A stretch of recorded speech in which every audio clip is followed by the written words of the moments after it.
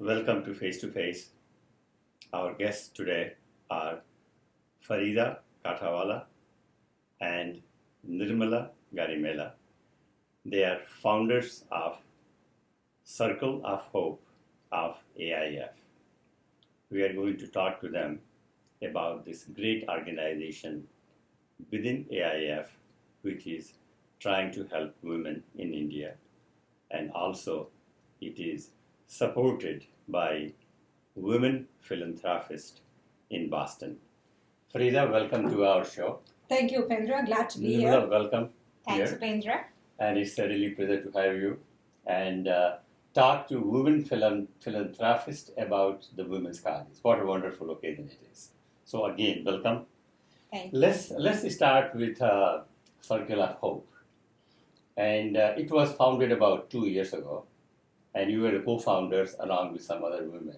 So Farida, let's start with, tell us about Circle of Hope, what it is, and what its mission is. Yeah, sure.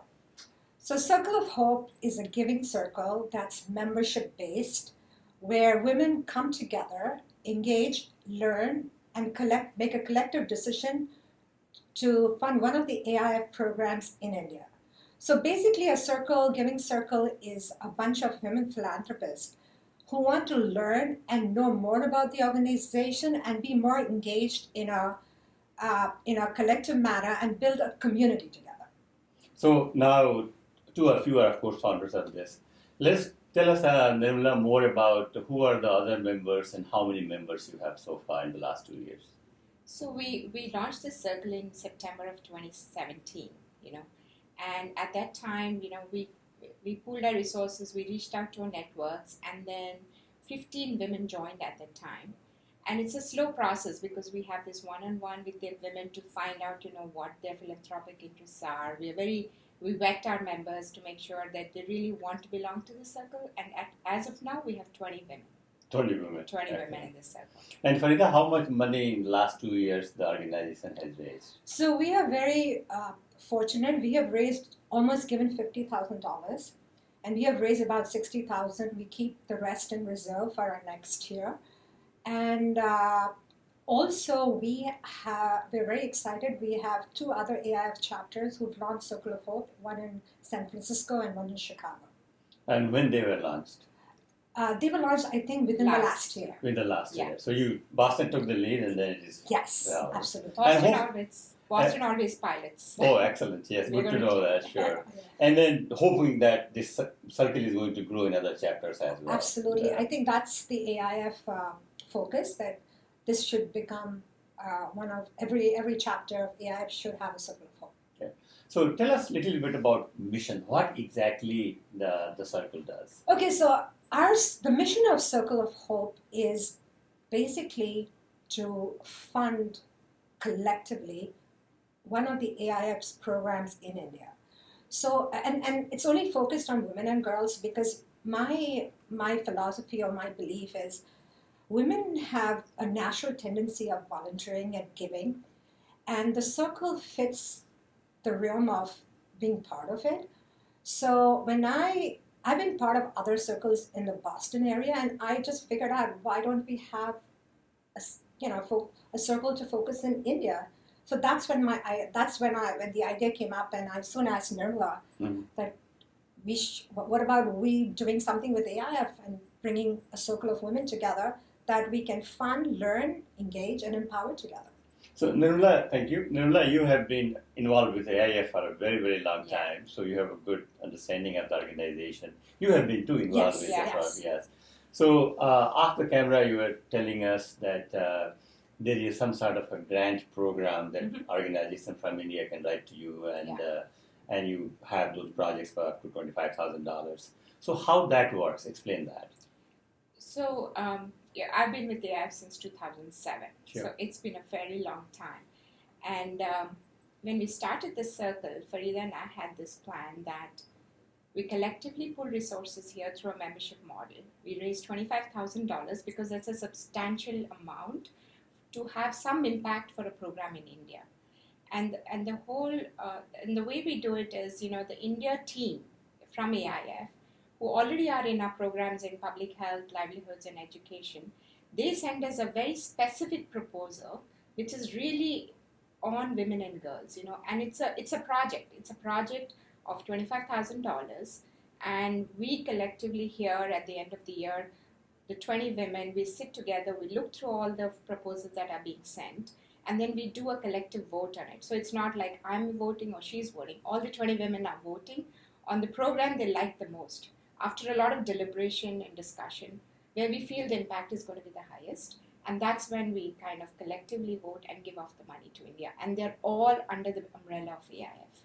And roughly how many proposals you get a year? So we, what I would like to add is we get about 5 to 6 proposals from India, and our proposals, our requirement is from the date of, it's a 1-year cycle, so from the time the proposal, the funding starts, we need to see the impact end of the year, because these are all programs that are very on the grassroots level, so we don't want to fund anything that's going to take 3 to 4 years to see what's happening, the impact. So the impact is, the turnaround is 1 year, so that's very critical. And all our events that we focus with our members, we try to educate them in one of those programs that we want to fund.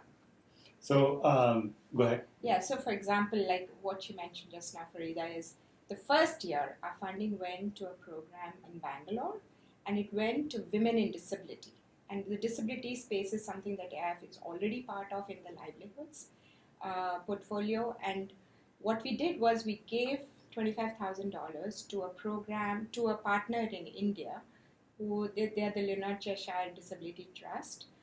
And what they did was they trained 100 women in self-defense. And these are women with disability, mind you. And, it's really hard. As you know, women are very vulnerable, it's in unsafe environments. But women with disability have a bigger disability. Absolutely. So what we are trying to do is we recognize that this is a very important part. And so we gave this money to this trust, who actually trained 100 women in and around Bangalore. And they were taught, techniques, both verbal and physical, even with their disabilities, with some experts in the field on how to take care of themselves, and they learned self-defense techniques, they learned life skills. We gave them, opportunities to go in the workplace, whether they're going to universities or whether they're going to offices. So this was very empowering for them and for us, and that's when we visited this program in Bangalore. So tell me about that visit. So that visit in Bangalore, totally, it's different when you just write the check and you fund it, and when you go actually to see the program. So Nirmala and I were very lucky to go see this program in Bangalore was it last February? This year or? No, 2019. 2019. Okay. That was our first year yeah. funding. And when we went there, there was But this is 2019.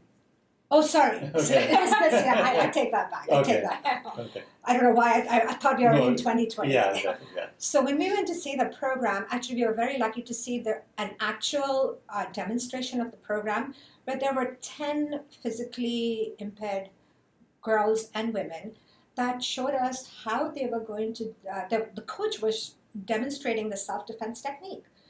And when we saw the technique and we saw these girls actually using different forms of how they would be protected if they were in a very vulnerable situation, it was mind-blowing.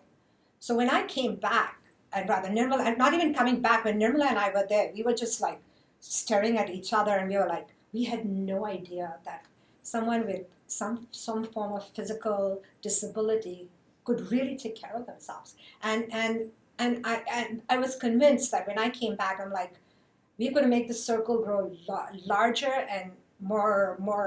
We want to fund more programs, and we were so excited that our group funded the same program for the second year. Okay. Now, go ahead. And I just wanted to add that, Sure. to the circle that we call ourselves. I want to add 3 more C's to that, and one of them is when I watched the programs along with Farida, I thought these women had courage, they had conviction, and they had confidence. And they were, and when we spoke to them, they said, we are learning things that we thought we were never capable of. And they didn't know about the Disabilities Act. They were also actually able to know they had special passes, that they could actually do these things. So that was really mind-blowing for us. And also, apparently, we are the first organization to fund a program for disabled women and girls to learn self-defense. Exactly. In South Asia. In South Asia. India. At least in India, I can say. Sure, absolutely. Now, now I'm going to put you both at one spot here. Okay. So, this is actually we have written about your circle before in the newspaper, so I'm familiar with that. But this is the first time I'm having the opportunity to talk to you face to face. So now you have here in Boston 20 women from India meeting. How often do you meet? We have about 4 events a year. Four events a year, 4 times a year you meet. And I assume that all 20 were born in India? Or Not necessarily. Not necessarily, but majority of them could be. Yeah, Majority of them born. Yeah. Now, born there, grew up there, and then now they're staying here. So when you sit in your living room or wherever you meet, and you think about helping women in India or girls, what goes through your mind? What goes through the mind of these 20 women who are sitting in the room? What you discuss, what you talk? Great question. You want to go?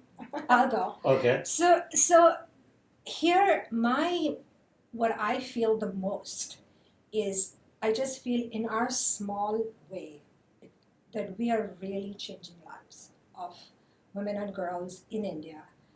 And I feel that the 20 women who are sitting in the room, we are so fortunate for them to be our members, that they believe in us, that each of us, I think every person out there, they feel that in some way or the other, being a woman, I think that is one of the most formal, being a woman, and coming from India, where most of us have seen a lot of poverty or seen things really not the best for women and girls, that we are changing some of that.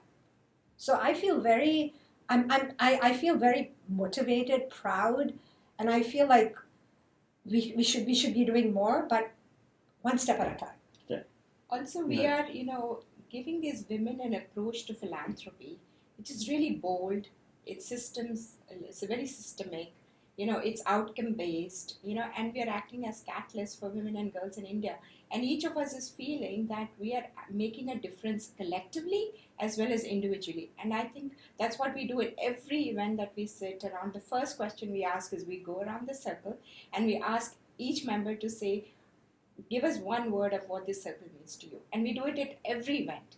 And each time, the same person is having a different word. Like I might say hope this time, I might say optimism, I might say confidence, I might say it's a dream. So it's a beautiful way to know what we are thinking at that point of time.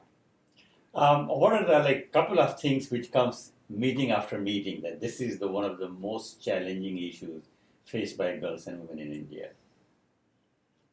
I think there are many, of course, but there are plenty.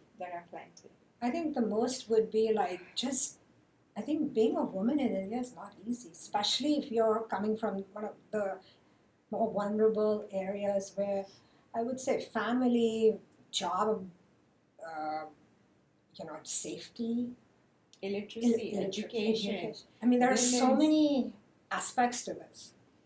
I mean, recently there has been a lot of reports and cases where people have even said that India is the worst place to be a woman. Yes. And there is some truth to that because, absolutely. I saw in my village, in my own family, that how the women are treated. They have, everything is run by men. No, all they do is cooking at home and that's it. There's nothing else to do. And it is very challenging to pull them out of that cycle. Yeah.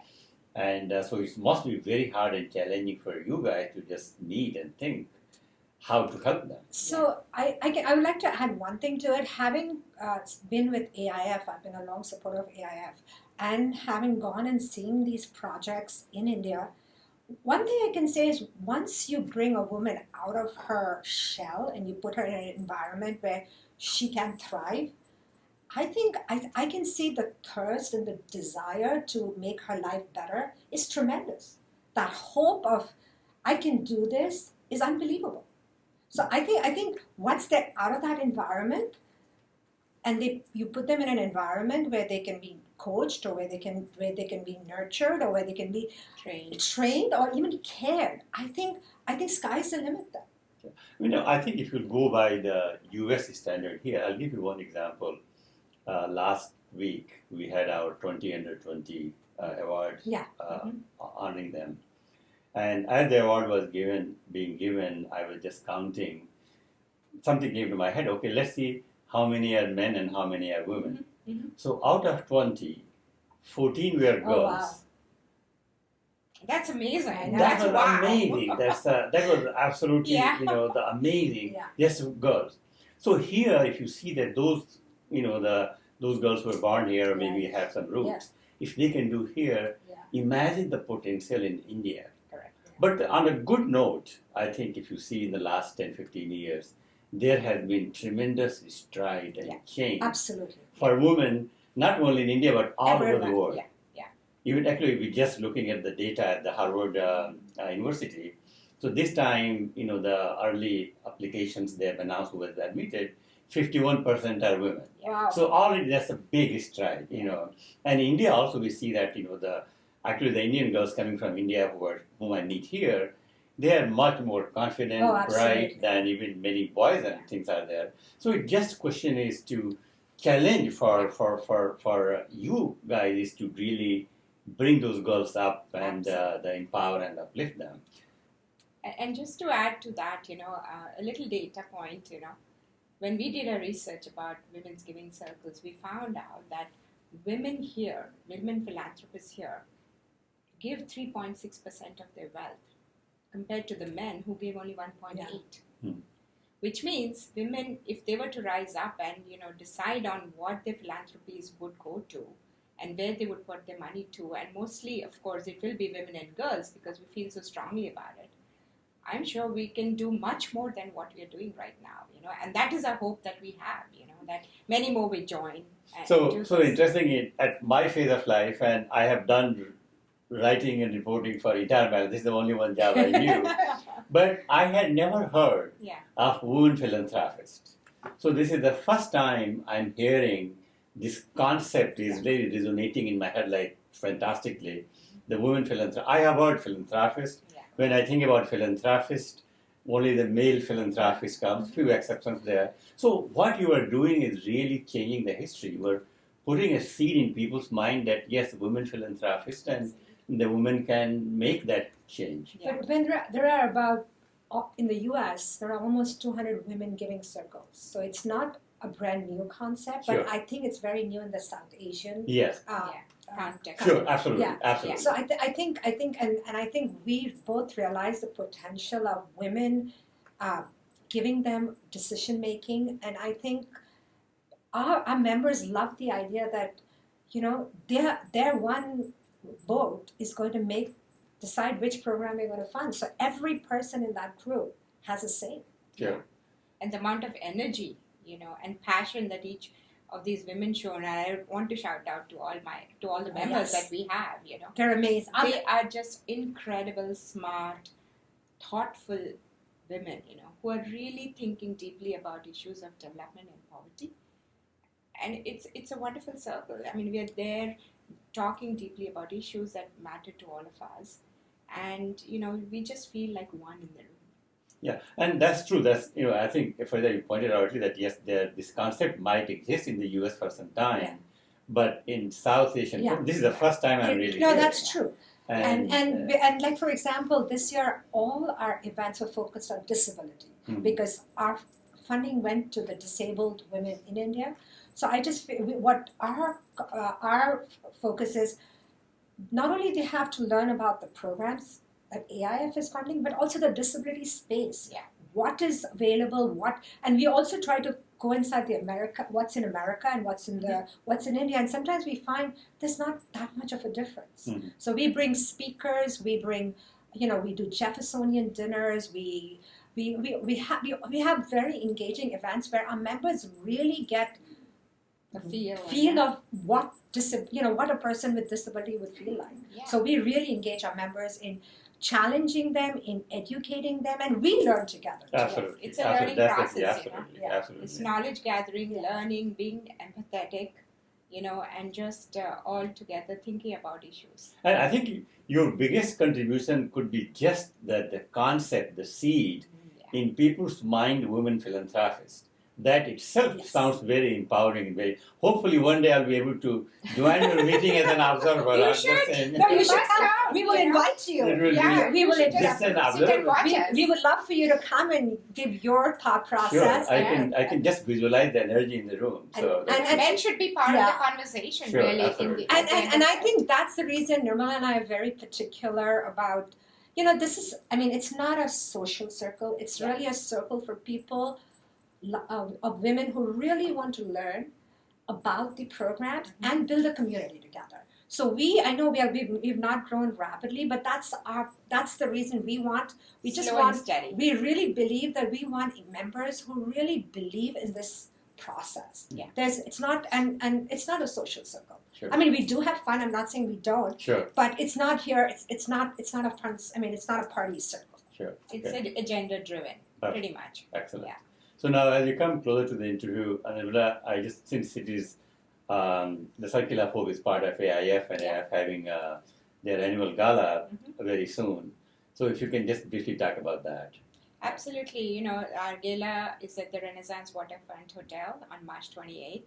And this year we are focusing on women and girls, And part of it is, of course, the time is ripe, and forever it should have always been there.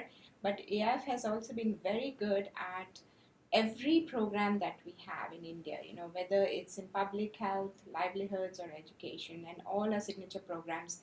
There is an element of where we are always looking at it through the gender lens, where women and girls are impacted. More than half of the population that we serve are women, and therefore we want to celebrate the women, and the girls that we are serving in India, and therefore this whole gala is all about them. And we are here because we've started as a pilot, the Circle of Hope, which is all about women and girls. It's expanded now to other chapters because they found it has so much potential. And we want everybody to be part of this process and to celebrate this event and be with us on that day. So is it a coincidence that the main theme is the same what you do? I did some lobbying was done. No, actually, it's a coincidence. Yeah, but Actually. but also, they've realized that Circle of Hope. I think within AIF, which we started a couple of years ago now, as I said, San Francisco and Chicago has already picked it up, and it's New York is going to be and the it's next. spreading. It just realized that it is, like you said, women philanthropists were never a focus of AIF Right. also. Yeah. So now we've, as you said, this is kind of rare. This is a focus, and I think rallying over women philanthropists and women and girls. Hey, more This power is to very, us. this is very empowering. I can already see that seed is sprouting in every woman's head. Oh, Yeah. I am a woman philanthropist, Exactly. Yes. and I want to be part of that. And we have to think that way. Sure, that absolutely. each one of us can make that change and be agents of change. So once we believe in that, anything is possible. Okay, Nirmala, your last word on Circle of Hope.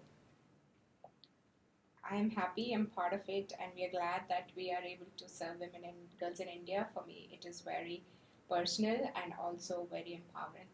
Farida, your last word. My last word is I come from a family of 4 sisters and a very strong mom.